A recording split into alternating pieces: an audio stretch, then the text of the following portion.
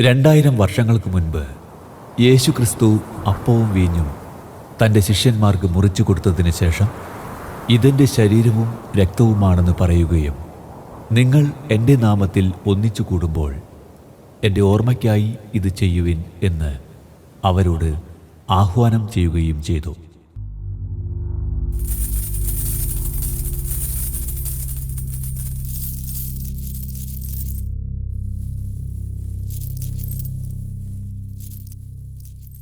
യേശുക്രിസ്തുവിൻ്റെ കുരിശുമരണത്തിനും ഉത്ഥാനത്തിനും ശേഷം അവൻ്റെ ശിഷ്യന്മാർ ലോകമെങ്ങും സുവിശേഷ പ്രഘോഷണത്തിനായി പുറപ്പെട്ടു.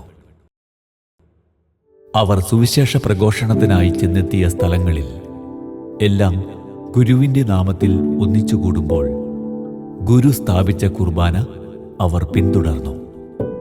ഇന്ന് നാം കാണുന്ന വിശുദ്ധ കുർബാന 2000 വർഷങ്ങൾക്ക് മുൻപേ യേശുക്രിസ്തു സ്ഥാപിച്ച കുർബാനയുടെ പിന്തുടർച്ചയാണ്. ബലിയർപ്പിക്കുന്ന കാർമ്മികൻ ശിഷ്യന്മാരുടെ പിൻഗാമിയും.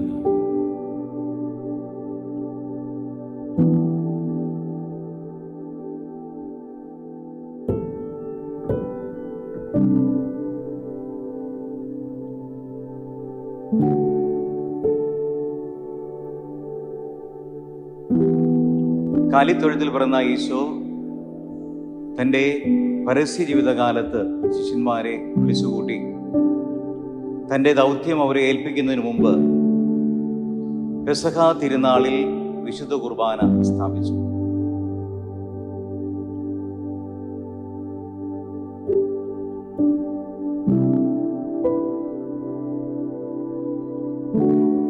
ദേവാലയം വലിയ ഒരു പ്രതീകമാണ്. ദേവാലയത്തിന് 3 ഭാഗങ്ങളാണുള്ളത്: ഹൈക്കല, കെസ്ത്രോമ, മധുബഹ. ഹൈക്കല ജനങ്ങൾ നിൽക്കുന്ന ഭൂമിയെ സൂചിപ്പിക്കുന്നു. മധുബഹ സ്വർഗീയ ജെറൂസലേമിനെ സൂചിപ്പിക്കുന്നു. കെസ്ത്രോമ സ്വർഗത്തെയും ഭൂമിയെയും ബന്ധിപ്പിക്കുന്ന മാലാഖമാരുടെ ഭാഗം ഏറ്റെടുക്കുന്ന ഗായക സംഘം നിൽക്കുന്ന ഇടമാണ്. അത്യുന്നതങ്ങളിൽ ദൈവത്തിന് സ്തുതി, ഭൂമിയിൽ സന്മനസ്സുള്ളവർക്ക് സമാധാനം എന്നുള്ള പ്രാർത്ഥനയോടെ യേശുനാഥന്റെ ജനനത്തെ അനുസ്മരിക്കുന്നു. തുടർന്ന് വചനപാരായണവും വചന വ്യാഖ്യാനവും. മധുബായിൽ നിന്ന് വിശുദ്ധ സുവിശേഷം ഉയർത്തിപ്പിടിച്ച് ബേമയിലേക്ക് വന്ന് വചനം നൽകുന്നു. അത് ലോകത്തിന്റെ പ്രകാശമായ ഈശോയെ ലോകത്തിന് നൽകുന്നു എന്നതിൻ്റെ പ്രതീകമാണ്. അവന്റെ ശിഷ്യന്മാരാകട്ടെ ഭക്ഷ്യസാധനങ്ങൾ വാങ്ങുവാൻ പട്ടണത്തിലേക്ക് പോയി. ആ സമരിയാക്കാരി അവരോട് ചോദിച്ചു, നീ ഒരു യഹൂദനായിരിക്കെ സമരിയാക്കാരിയായ എന്നോട് കുടിക്കുവാൻ ചോദിക്കുന്നത് എന്ത്? വിശുദ്ധ കുർബാനയില് ധൂപാർച്ചന പ്രാർത്ഥനകള് നമ്മുടെ പ്രാർത്ഥനകളെ സ്വർഗത്തിലേക്ക് ഉയർത്തുന്നതിൻ്റെ പ്രതീകമാണ്. സ്വർഗത്തെയും ഭൂമിയെയും ബന്ധിപ്പിക്കുന്ന പ്രാർത്ഥനകൾ, നിർദ്ദേശങ്ങൾ നൽകുന്നത് അൾത്താര ശുശ്രൂഷികളാണ്. അതുകൊണ്ടാണ് വിശുദ്ധ കുർബാനയുടെ മധ്യേ ശുശ്രൂഷകർ നമുക്ക് പ്രാർത്ഥിക്കാം, സമാധാനം നമ്മോടുകൂടെ എന്ന് പല പ്രാവശ്യം ആവർത്തിച്ച് ചൊല്ലുന്നത്. വിശുദ്ധ കുർബാനയില് പ്രാർത്ഥനകളുടെ സമാപനത്തില് ദൈവജനം ഒന്നു ചേർന്ന് ആമേൻ എന്ന് ഉച്ചരിക്കുന്നത് അപ്രകാരം തന്നെ ആയിരിക്കട്ടെ എന്നാണ് അർത്ഥമാക്കുന്നത്. കാസയും പീലാസയും ഒരുക്കുന്ന ശുശ്രൂഷ പ്രതീകാത്മകമാണ്. ഈശോയുടെ ശരീരത്തെ സൂചിപ്പിക്കുന്ന അപ്പം പീലാസയിൽ ഒരുക്കുന്നു. ഈശോയുടെ രക്തത്തെ സൂചിപ്പിക്കുന്ന വീഞ്ഞ് കാസയിൽ ഒഴിച്ച് ഒരുക്കുന്നു. അപ്പവും വീഞ്ഞും അൾത്താരയിലേക്ക് സംവഹിച്ച് ശോശാപ്പ കൊണ്ട് മൂടുന്നത് കർത്താവിൻ്റെ കബറടത്തെ സൂചിപ്പിക്കുകയും തുറന്ന് അനാഫ്ര ശുശ്രൂഷയില് ശോശാപ്പ മാറ്റി കാസയ്ക്കും പീലാസയ്ക്കും പിറകിലായി ചുരുട്ടി വയ്ക്കുന്നത് ഈശോയുടെ പരസ്യ ജീവിതത്തെയുമാണ് സൂചിപ്പിക്കുക. മൃഗാക്ഷണ പ്രാർത്ഥനയില് പരിശുദ്ധാത്മാവ് ഇറങ്ങി വന്ന് അപ്പവും വീഞ്ഞും വിശുദ്ധീകരിച്ച് ഈശോയുടെ ശരീരവും രക്തവുമാക്കി മാറ്റുകയാണ്. വിശുദ്ധ കുർബാനയുടെ മധ്യേ സമാധാന ശുശ്രൂഷയുണ്ട്. കാർമ്മികൻ സമാധാനം ആശംസിക്കുന്നു, ജനങ്ങൾക്ക് സമാധാനം നൽകുന്നു, ജനങ്ങൾ പരസ്പരം സമാധാനം ആശംസിക്കുന്നു. ഈശോ നൽകുന്ന സമാധാനം എല്ലാവരിലേക്കും എത്തിക്കുവാനുള്ള ഒരു ശുശ്രൂഷയാണ് സമാധാന ശുശ്രൂഷ. അനുരഞ്ജന ശുശ്രൂഷ.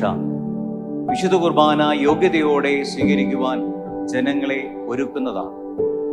പാപത്തെ ഓർത്ത് പശ്ചാത്തപിക്കുവാനും പാപങ്ങൾ ഏറ്റുപറയുവാനും പാപപൂർത്തി യാചിക്കുവാനുമുള്ള സമയമാണ് അനുരഞ്ജന ശുശ്രൂഷയിലുള്ളത്.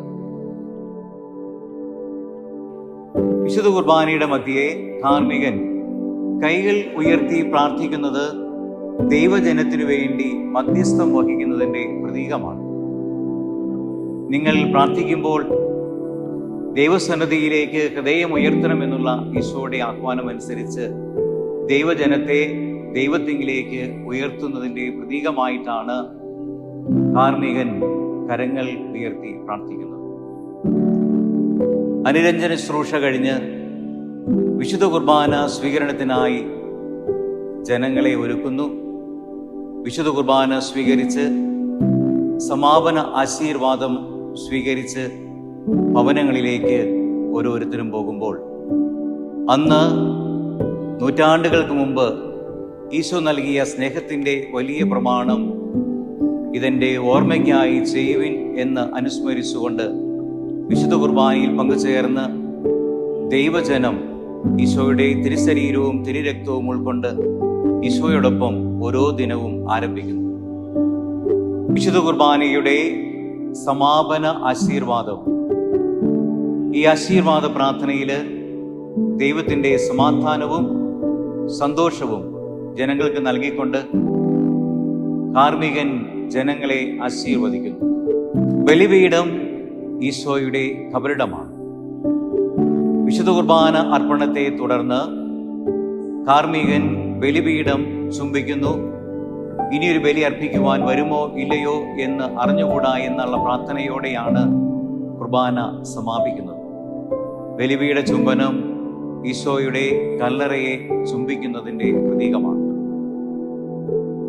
2000 വർഷങ്ങൾക്കിപ്പുറം കാലത്തിൻ്റെയും സാഹചര്യത്തിൻ്റെയും മാറ്റത്തിനനുസരിച്ച് കുർബാനയിൽ മാറ്റങ്ങൾ സംഭവിച്ചെങ്കിലും വിശുദ്ധ കുർബാനയുടെ കാതലായി ഇന്നും നിലനിൽക്കുന്നത് പെസഹ നാളിൽ യേശുക്രിസ്തു മുറിച്ചു വിളമ്പിയ അപ്പവും വീഞ്ഞും തന്നെയാണ്.